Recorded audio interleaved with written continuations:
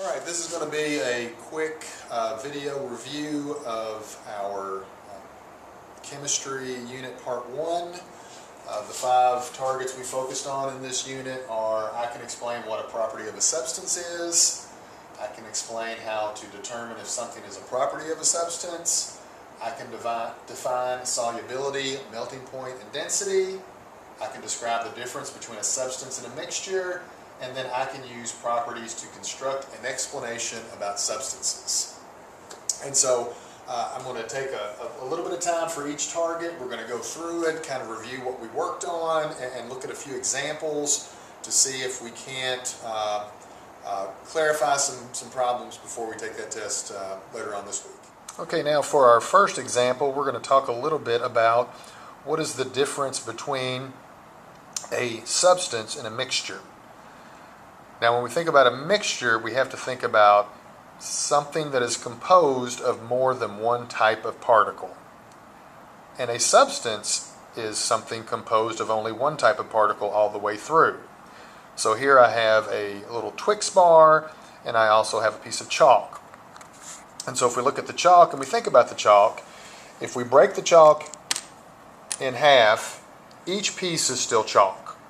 And if we break it even smaller and smaller and smaller, and just continue to make it smaller and smaller, we are still going to only end up with pieces of chalk. And if we get it down to the smallest piece of chalk we could possibly have, that would be a particle of chalk. So a piece of chalk is made up of only one type of particle all the way through. Now we can contrast that with a little Twix bar. And if we take this Twix bar and we break it in half, and we look inside, and we can see that we've got chocolate on the outside, we've got a little cookie on the inside as well. Also, there's some caramel around it. And so when we think of a Twix bar, we would call it a mixture because it is not the same particle all the way through. It has multiple particles all the way through. Another example of this would be water. If we have pure water, water is just water particles all the way through. There are no other particles there, whereas if we're talking about salt water has salt particles as well as water particles throughout there. And if you've got more than one type of particle making up a material, that is a mixture. If you have only one type of particle making up a material, that is a substance.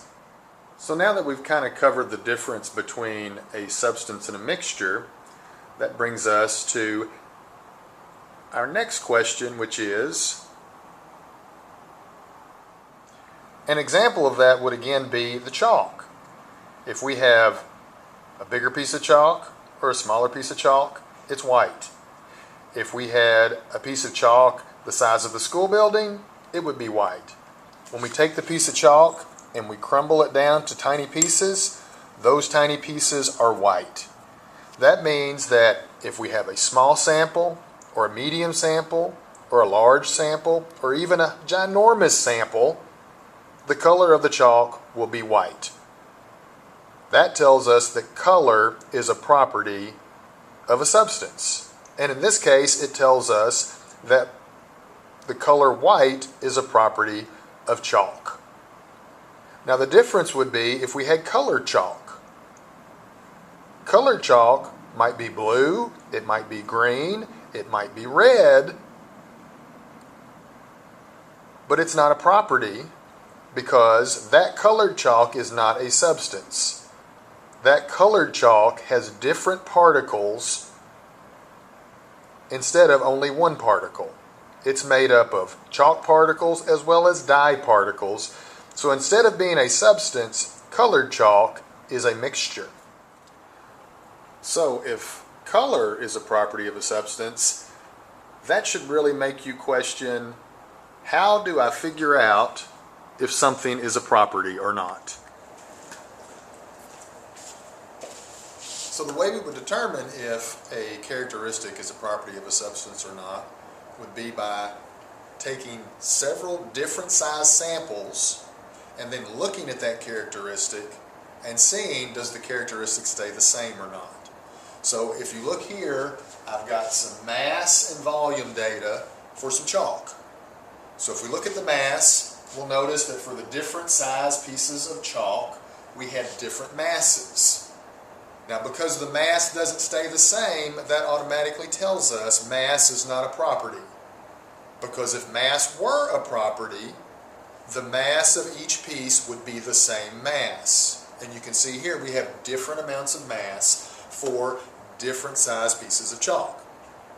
The same thing for volume. If we look at the volume, you'll notice for the different size pieces of chalk, we have different amounts of volume, and that tells us volume is not a property of a substance. However, we can look at the ratio of the mass to the volume and see if that gives us something that might be a property. So if I were to take a mass of 9 and divide it by the volume of 7.5, the ratio I get from that would be 1.2 grams per milliliter.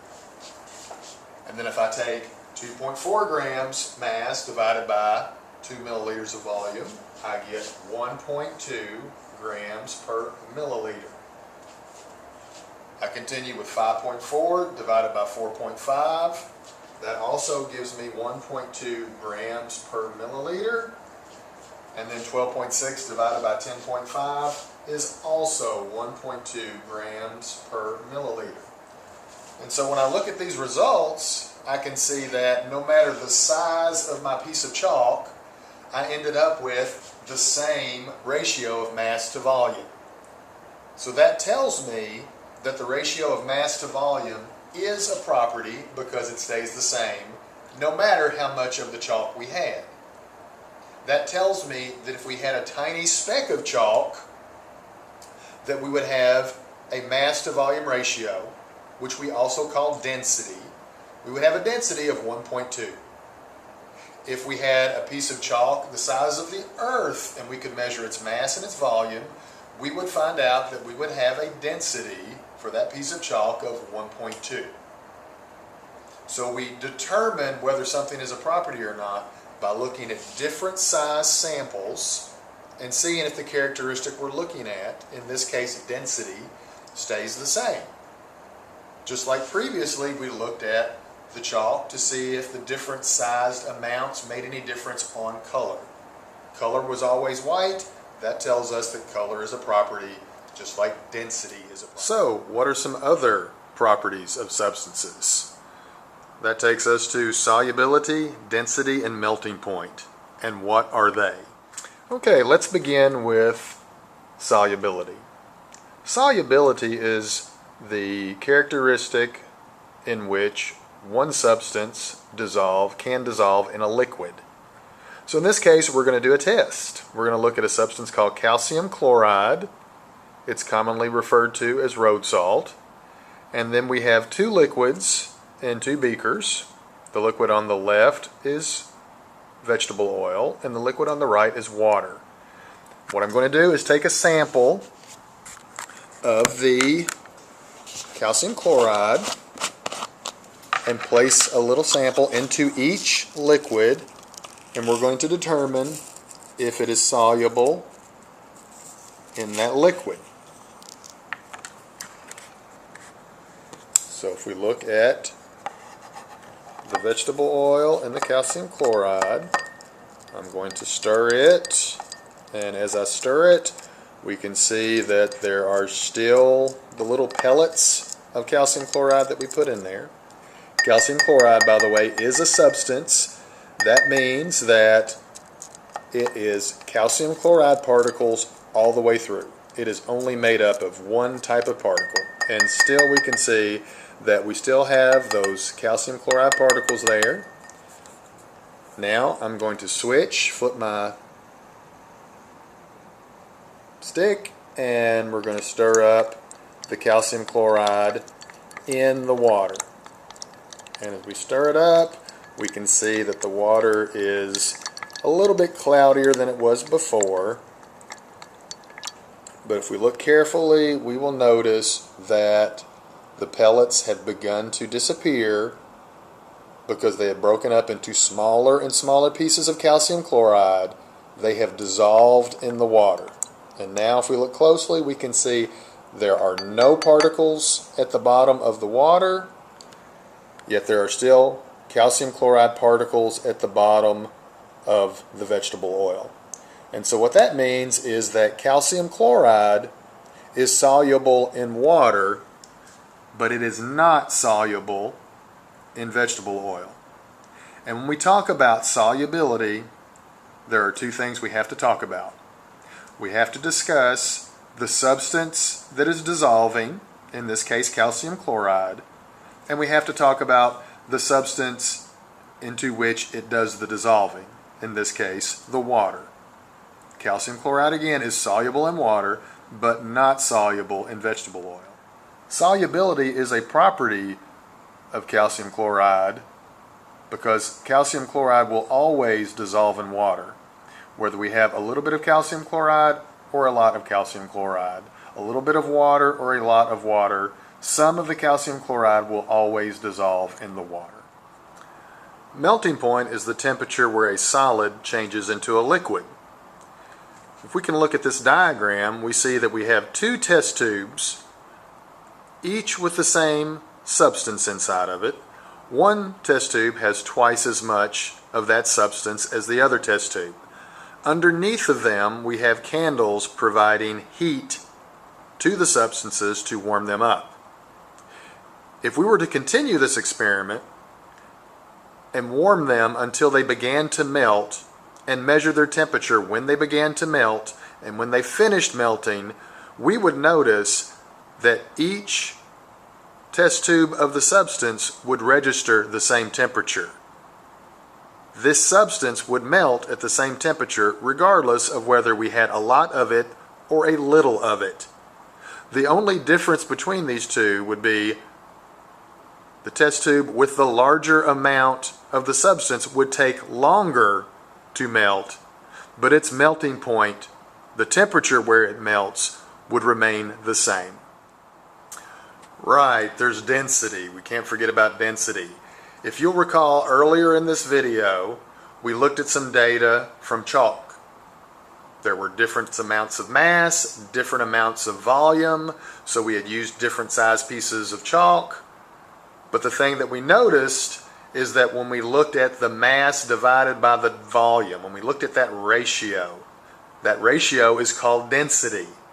And when we looked at the density of the chalk, we saw from our results and our calculations that no matter how big or small the piece of chalk was, it always will have 1.2 grams per milliliter of density. All right, so the last thing we want to talk about is students will need to be able to use properties to create an explanation for why some substances are different or identifying if they're the same substance or not.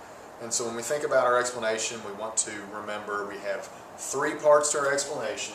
We have a claim, which is a statement that answers the original question or problem. We have evidence, which is the data that we use to support our claim. And then we have reasoning, which is applying a science principle or science idea to support our evidence proving our claim. And when we think about these, there are a couple of important pieces to remember up here. And the important pieces are this idea of being inaccurate or accurate, as well as being incomplete or complete. So when we think about that, we're talking about our claim. We want to remember that our claim needs to be accurate, which is the same thing as being correct, and it needs to be complete. So if we have a correct and complete claim, we're going to score up in the area of a 3 or a 4 on our claim. Now when we think about evidence, there are two words that kind of help us think about evidence. And one of them is insufficient and sufficient. And insufficient means not enough, sufficient means you have enough evidence. So we want to make sure that when we're providing our evidence, we don't just give one or maybe two pieces of evidence, that we certainly want to give at least 3 and maybe even 4 or 5 pieces of evidence if we have that much. And then the second thing is appropriate versus inappropriate. Inappropriate and appropriate. And that means using either the right type of evidence or the wrong type of evidence. So when we think about our evidence, we want to make sure that we have sufficient, which means enough evidence, as well as the right type of evidence or the correct evidence. And then the last part is our reasoning, and that's where we explain how our evidence and our claim go together, how our evidence proves our claim. And when we do that, we want to use a science idea, a science principle. So in this case, in this unit, our big science principle is this idea about properties. And when we think about properties, we really have to remember 2 things. And the first thing is that a property of a substance is a characteristic that stays the same. So substances have properties, and those properties don't change whether you have a lot of it or very little of it. The properties stay the same. The second piece of this idea about properties is different substances have different properties. So if you know the properties of a substance, and then you compare those properties, if those properties are different, that tells you you have a different substance, or you have 2 different substances.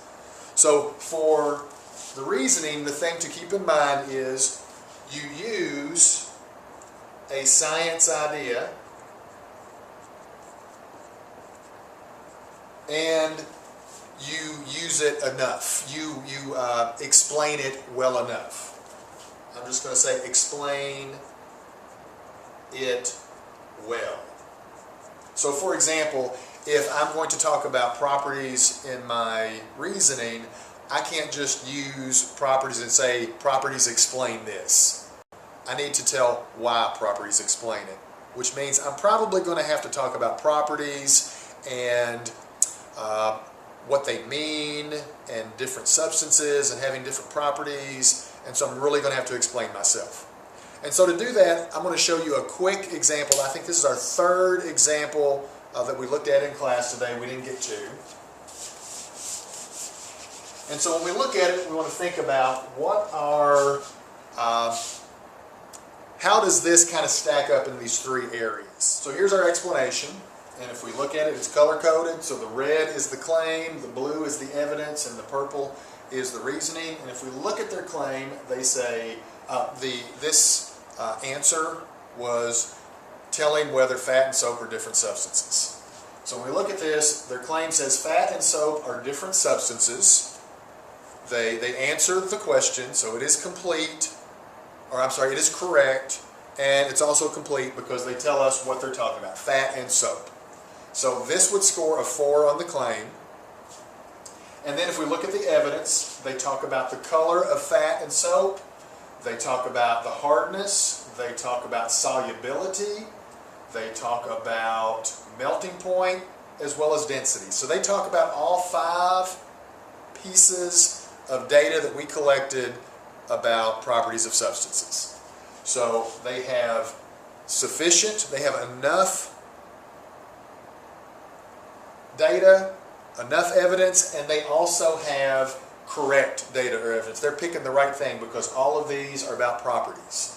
And then if we look at their reasoning, they say because the color, hardness, solubility, melting point, and density are different, I know they are different substances. And in this case, I would probably have to think about scoring this either probably a 2 or a 3. If I look at my rubric here real quick, I see that a 2 says it provides reasoning but does not link the claim and answer, may include some scientific principles but not sufficient. And for a 3, it says it includes science principles but not enough. So think about our science principles here. Our science principles are properties. Properties of substances and properties of different substances. This doesn't really talk about properties at all.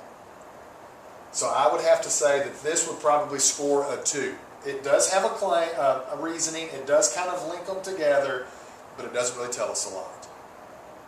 Okay, so that was our review over our 5 targets for the test. Study, make sure you use your study guide, pay attention to that, really dig into it.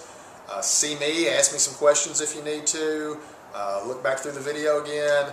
I hope this helps, and good luck.